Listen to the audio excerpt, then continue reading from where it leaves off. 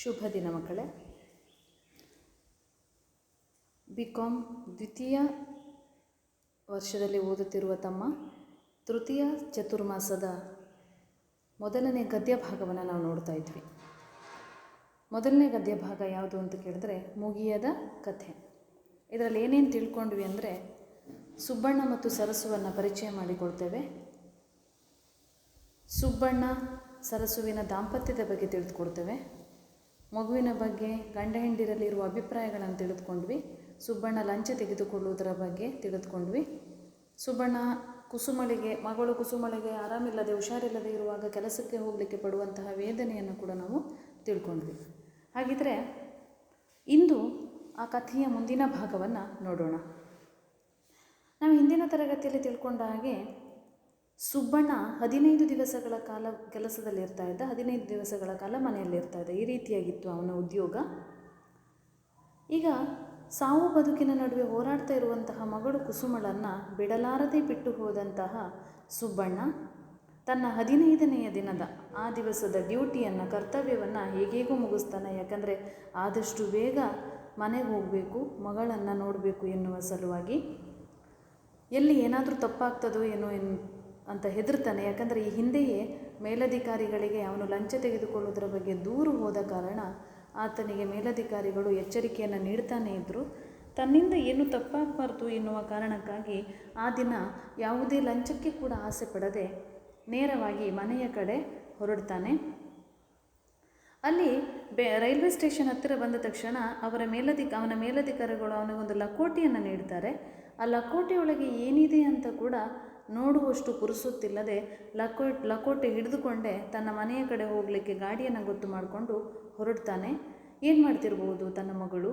ನನ್ನನ್ನು ಕಂಡ ತಕ್ಷಣ ಕೇಕೆ ಹಾಕ್ಬೋದಾ? ಆಗ ನಾನು ಅವಳನ್ನು ಪ್ರೀತಿ ಮಾಡಬೇಕು ಅಂತೆಲ್ಲ, ಮುದ್ದಿಸಬೇಕು ಅಂತೆಲ್ಲ ಕನಸು ಕಾಣ್ತಾ ಗಾಡಿಯಲ್ಲಿ ಆರಾಮಾಗಿ ಕುಳಿತು ಅಧಿಕಾರಿಗಳು ನೀಡಿದಂತಹ ಲಕೋಟೆಯನ್ನು ತೆಗೆದು ನೋಡ್ತಾನೆ.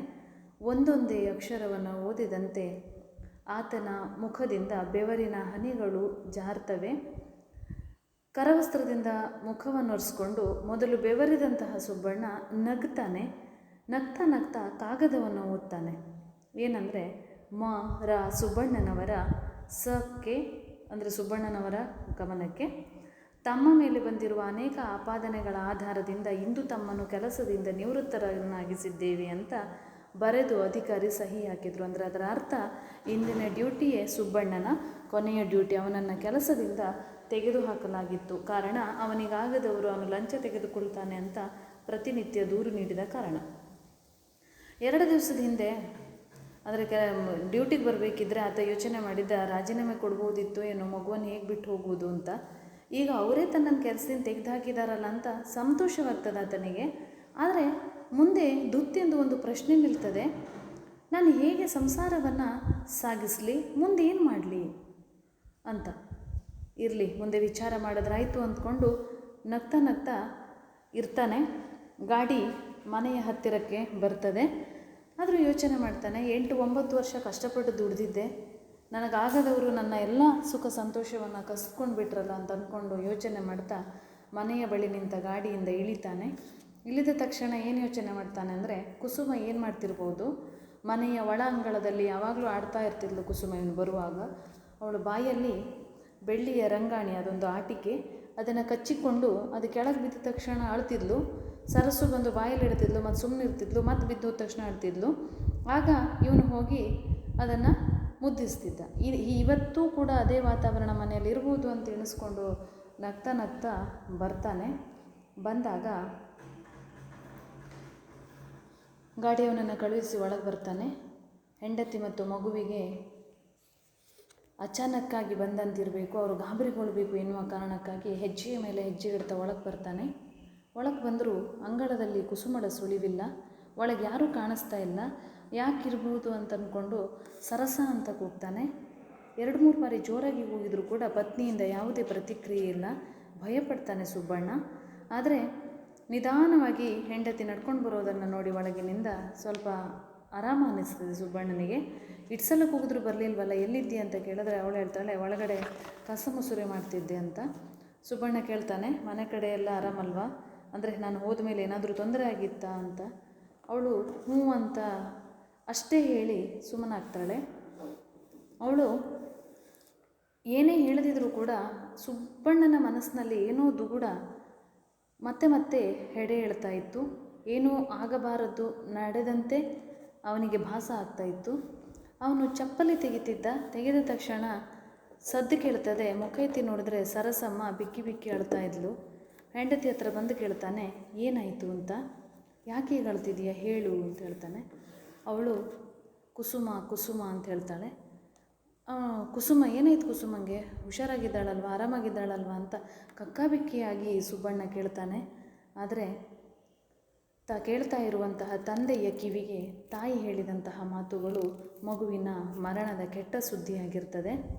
ಒಂದೊಂದು ಅಕ್ಷರವನ್ನು ಕುಸುಮ ಮರಣಿಸಿದಳು ಅಂತ ತಾಯಿ ಹೇಳ್ತಿರ್ಬೇಕಾದ್ರೆ ಕೇಳಿದ ಸುಬ್ಬಣ್ಣನ ಸರ್ವಚೇತನವೇ ಉಡುಗಿ ಹೋಗ್ತದೆ.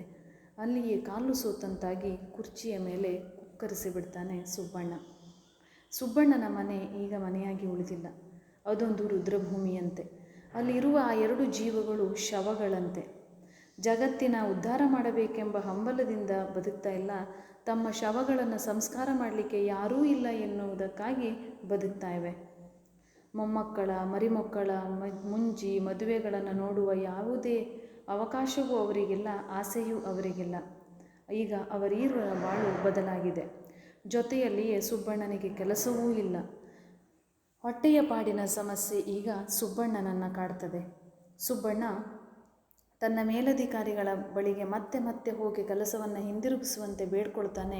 ಅವನ ಎಲ್ಲ ಪ್ರಯತ್ನವೂ ವ್ಯರ್ಥವಾಗಿ ಹೋಗ್ತದೆ. ಉದ್ಯೋಗ ಅವನಿಗೆ ವಾಪಸ್ಸು ದೊರೆಯಲೇ ಇಲ್ಲ. ತಾನು ಕೂಡಿಟ್ಟಂತಹ ಕೆಲವಾರು ಪುಡಿಕಾಸುಗಳು, ಹೆಂಡತಿಯ 1-2 ಒಡವೆಗಳನ್ನೂ ಕೂಡ ಮಾರಿ ಜೀವನವನ್ನು ನಡೆಸ್ತಾರೆ. ಹೊತ್ತು ಹುಟ್ಟಿದ ತಕ್ಷಣ ಹೊರಗೆ ಹೋಗ್ತಾನೆ. ನೆತ್ತಿಯ ಮೇಲೆ ಸೂರ್ಯ ಬರುವಷ್ಟರ ಹೊತ್ತಿಗೆ ವಾಪಸ್ಸು ಬರ್ತಾನೆ. ಪ್ರತಿನಿತ್ಯ ಕೆಲಸದ ಅನ್ವೇಷಣೆಯಲ್ಲಿ ಸುಬ್ಬಣ್ಣ ಸೊರಗಿ ಹೋಗ್ತಾನೆ.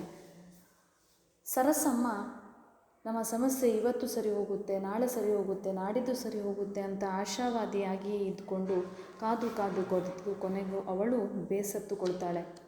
ಅವಳ ಬೇಸರಿಕೆ ಮನೆಯಲ್ಲಿ ಪ್ರಭಾವಿಸತೊಡಗ್ತದೆ. ಹೊರಗಡೆ ಹೋದ ಸುಬ್ಬಣ್ಣ ಹೊರಗಡೆ ಹೋದಾಗ ಬೀದಿಯಲ್ಲಿ ಸಿಕ್ಕಿರುವವರೆಲ್ಲರಿಗೂ ಕೂಡ ಯಾಕೆ ಕೆಲಸ ಹೋಯಿತು ಅಂತೆಲ್ಲ ಕೇಳುವಂಥವರಿಗೆ ಉತ್ತರಿಸುವಂತಹ ಪರಿಸ್ಥಿತಿ. ಮನೆಗೆ ಬಂದ ತಕ್ಷಣ ಇವತ್ತು ಯಾಕೆ ಕೆಲಸ ಸಿಗಲಿಲ್ಲ, 1 ರೂಪಾಯಿನೂ ಯಾಕೆ ಸಂಪಾದಿಸೋಕ್ಕಾಗಲಿಲ್ಲ ಅಂತ ಹೆಂಡತಿಗೆ ವರದಿ ಒಪ್ಪಿಸುವಂತಹ ಪರಿಸ್ಥಿತಿ. ಈ 2 ಪರಿಸ್ಥಿತಿಯನ್ನು ಎದುರಿಸಿದಂತಹ ಸುಬ್ಬಣ್ಣ ಮಾಂಸಖಂಡಗಳೂ ಕರಗಿ ಮೂಳೆಯೂ ಕರಗಿದಂತೆ ಸೊರಗಿ ಹೋಗ್ತಾನೆ. ಒಮ್ಮೊಮ್ಮೆ ತನ್ನ ಕಷ್ಟವನ್ನು ನೆನೆಸ್ಕೊಂಡು ತಾನೇ ನಗ್ತಾನೆ. ಇದೇನು ಮಹಾ ಕಷ್ಟ, ಒಪ್ಪೊತ್ತಿನ ಊಟಕ್ಕೂ ಗತಿ ಇಲ್ಲದೆ ಇರೋದಕ್ಕೂ ನೆರಳಿಲ್ಲದೆ ಎಷ್ಟು ಜನ ಬದುಕ್ತಾ ಇಲ್ಲ ಅಂತ ತನಗಿಂತ ಕೆಳಗಿನವರನ್ನು ನೆನೆಸ್ಕೊಂಡು ಸಮಾಧಾನ ಪಟ್ಟುಕೊಳ್ತಾನೆ. ಆದರೆ ಅವನ ನೆನಪೊಂದೇ, ಇಂತಹ 1000 ಕಷ್ಟಗಳು ಬಂದರೂ ನಾನು ಎದುರಿಸ್ತಾ ಇದ್ದೆ. ನನ್ನ ಮಗಳು ಕುಸುಮ ನನ್ನೊಂದಿಗೆ ಇರಬೇಕಿತ್ತು. ಅವಳಿದ್ದಿದ್ದೇ ಹೋದಾದರೆ ನನಗೆ ಯಾವ ಕಷ್ಟಗಳೂ ಕಷ್ಟ ಅನ್ನಿಸ್ತಾ ಇರಲಿಲ್ಲ. ಆದರೆ ಈಗ ನಾನು ಯಾರಿಗಾಗಿ ಬದುಕಬೇಕು, ಯಾರಿಗಾಗಿ ಬಾಳಬೇಕು? ನನ್ನ ಕಷ್ಟವನ್ನಾಗಲಿ, ಹಸಿವಿನಿಂದ ಬೆಂದಿರುವಂತಹ ಒಡಲನ್ನಾಗಲಿ, ನನ್ನ ದುಃಖವನ್ನಾಗಲಿ ನೋಡುವವರ್ಯಾರು, ಮರುಗುವವರ್ಯಾರು ಅಂತ ದುಃಖಿಸ್ತಾನೆ. ಸುಖವೆಂಬುದು ಬೆಳೆಯನ್ನು ಕಾಣದ ಕಳೆ ಅಂತ ಹೇಳ್ತಾನೆ. ಅವನ ಪಾಲಿಗೆ ಸುಖ ಎಂಬುದು ಕಳೆ, ಅಲ್ಲೆಲ್ಲೂ ಬೆಳೆಯನ್ನು ಕಾಣಲು ಸಾಧ್ಯವೇ ಇಲ್ಲ ಎನ್ನುವ ಅಭಿಪ್ರಾಯಕ್ಕೆ ಬಂದುಬಿಡ್ತಾನೆ. ಸುಖ ಎಲ್ಲಿ ಹುಟ್ಟುತ್ತದೋ, ಅಂದರೆ ಎಲ್ಲಿ ಸುಖ ಇರ್ತದೋ, ಈಗ ನೀರಿದ್ದಲ್ಲೇ ನೀರು ಸೇರ್ತದೆ ಅಂತ ಹೇಳ್ತಾರಲ್ಲ, ಸಿರಿವಂತರೇ ಶ್ರೀಮಂತರಾಗ್ತಾನೆ ಹೋಗ್ತಿರ್ತಾರೆ, ಬಡವರು ಬಡವರಾಗಿ ಇರ್ತಾರೆ. ಅದಕ್ಕೆ ಹೇಳ್ತಾನಾತ, ಈ ಸುಖ ಅನ್ನೋದು ಎಲ್ಲಿ ಹುಟ್ಟುತ್ತದೋ ಅಲ್ಲೇ ಸಾಯ್ತದೆ. ಅದು ಒಂದು ಕಡೆಯಿಂದ ಇನ್ನೊಂದು ಕಡೆಗೆ ಪ್ರಯಾಣ ಬೆಳೆಸೋದಿಲ್ಲ. ಆದರೆ ದುಃಖ ಹಾಗಲ್ಲ. ಹುಟ್ಟಿನಿಂದ ಮನುಷ್ಯನಿಗೆ ತಿಳಿಸದೆ ಆತನನ್ನು ಸ್ವರ್ಗಕ್ಕೆ ಕಳಿಸುವ ತನಕನೂ ಕರೆದೊಯ್ತಾ ಇರ್ತದೆ. ಅಂದರೆ ದುಃಖದ ಜೊತೆಯಲ್ಲೇ ನಾವು ಸಾವಿನ ಕಡೆಗೆ ಪ್ರಯಾಣವನ್ನು ಮಾಡ್ತಾ ಇರ್ತೇವೆ ಅಂತ ಯೋಚಿಸ್ತಾನೆ. ಕೆಲವರು ತನಗಿಂತ ಕಷ್ಟದ ಪರಿಸ್ಥಿತಿಯಲ್ಲಿರೋರ ಕಥೆಗಳನ್ನು ಕೇಳ್ತಾನೆ. ಅವರಿಗಿಂತ ನಾನು ಉತ್ತಮ ಅಂತ ಸಮಾಧಾನ ಪಟ್ಟುಕೊಡ್ತಾನೆ. ಆದರೆ ಮನೆಗೆ ಬಂದ ತಕ್ಷಣ ಸರಸಮ್ಮನ ಪ್ರಶ್ನೆ, ಸರಸಮ್ಮನ ಮುಖ, ಮನೆಯ ಬಡತನ, ಊಟಕ್ಕೂ ಗತಿ ಇಲ್ಲದಿರುವ ಪರಿಸ್ಥಿತಿ, ಇದನ್ನೆಲ್ಲ ನೆನೆಸಿದ ತಕ್ಷಣ ಮತ್ತೆ ತನ್ನ ಬದುಕು ಪೂರ್ಣ ದುಃಖದ ಅಂಧಕಾರದಲ್ಲೇ ಕಳೆದು ಹೋಯಿತಲ್ಲ ಅಂತ ನೊಂದುಕೊಳ್ತಾನೆ. ಹಲವು ದುಃಖಗಳನ್ನು ನೋಡಿ ಕಣ್ಣನ್ನು ಮುಚ್ಚುತ್ತಾನೆ. ಕೆಲವರು ತನಗಿಂತ ಕಷ್ಟದಲ್ಲಿರೋರನ್ನ ನೋಡಿ ಸುಬ್ಬಣ್ಣ ಕಣ್ಣು ಮುಚ್ತಾನೆ. ಮುಚ್ಚಿದ ತಕ್ಷಣ ಅವನ ಕಣ್ಣಿಂದ ಕಂಬನಿ ತಾನಾಗಿ ಹರಿದು ಹೋಗ್ತದೆ. ಅವನು ಈಗ ತನ್ನೊಳಗೆ ವಿಚಾರ ಮಾಡಲಿಕ್ಕೆ ತೊಡಗಿದ್ದಾನೆ. ನಿಧಾನವಾಗಿ ಸುಬ್ಬಣ್ಣ ಕರಗ್ತಾ ಇದ್ದಾನೆ. ಸುಬ್ಬಣ್ಣ ನಿಧಾನವಾಗಿ ಪಕ್ವವಾಗ್ತಾ ಇದ್ದಾನೆ. ಇದಕ್ಕೆ ಕಾರಣ ಏನಿರ್ಬೋದು? ಪ್ರಕೃತಿಯ ಲೀಲೆಯ, ಪ್ರಕೃತಿಯ ಅಮಾನುಷ ಶಕ್ತಿಯ, ಅಗೋಚರ ಶಕ್ತಿಯ ತಿಳಿದಿಲ್ಲ. ಅದರ ಒಟ್ಟಿನಲ್ಲಿ ಸುಬ್ಬಣ್ಣನಲ್ಲಿ ನಿಧಾನವಾಗಿ ಬದಲಾವಣೆ ಆಗ್ತಾ ಬಂದಿದೆ. ಈ ಬದಲಾವಣೆ, ಸುಬ್ಬಣ್ಣನಲ್ಲಾಗುವ ಯಾವುದೇ ಬದಲಾವಣೆಗಳು ಸರಸಮ್ಮನ ಮೇಲೆ ಪರಿಣಾಮವನ್ನು ಬೀರೋದಕ್ಕೆ ಸಾಧ್ಯನೇ ಇಲ್ಲ. ಆಕೆ ಎಂದೂ ತನ್ನದೇ ಲೋಕದಲ್ಲಿ ಇರುವಂಥವಳು. ಅವಳು ನಿಧಾನವಾಗಿ ತನ್ನ ಪತಿಗೊಂದು ಕೆಲಸ ಸಿಗಬಹುದು, ನಮ್ಮ ಆರ್ಥಿಕ ಸ್ಥಿತಿ ಸುಧಾರಿಸಬಹುದು ಅಂತ ಕಾದು ಕೊನೆಗೆ ತನ್ನ ಆಸೆಗಳೆಲ್ಲ ನಿರಾಸೆಯಾಗ್ತಾ ಬಂದಾಗ ರೊಚ್ಚಿಗೇಳ್ತಾಳೆ. ಅವಳ ಮತ್ತು ಸುಬ್ಬಣ್ಣನ ನಡುವೆ ಇರುವ ಸಂಬಂಧಗಳೇ ಈ ಆಸೆಗಳು. ಅಂದರೆ ಬೇಕಾದುದನ್ನು ಬೇಯಿಸಿ ತಿಂದು ಆರಾಮಾಗಿ ಮಲಗುವಂತಹ ಆಸೆಗಳು. ಆದರೆ ಈಗ ಗಂಡನ ಮನೆಯ ಭಂಡ ಸಂಸಾರ ಹೇಗಿದೆ ಅಂತ ಹೇಳಿದರೆ, ಇಂದು ಉಪ್ಪಿಲ್ಲದಿದ್ದರೆ ನಾಳೆ ತುಪ್ಪ ಇಲ್ಲ, ಇಂದು ಒಪ್ಪತ್ತೂಟ ಅಂದರೆ ನಾಳೆ ಪೂರ್ತಿ ಉಪವಾಸ. ಇದಕ್ಕೆ ತಯಾರಿರಬೇಕಾದ ಪರಿಸ್ಥಿತಿಯನ್ನು ಕಂಡು ಸರಸಮ್ಮ ಸುಬ್ಬಣ್ಣನ ಬಳಿ ಹಠ ಮಾಡ್ತಾಳೆ. ತಾನು ತವರು ಮನೆಗೆ ಹೋಗಿಬಿಡುವುದಾಗಿ ತಿಳಿಸ್ತಾಳೆ.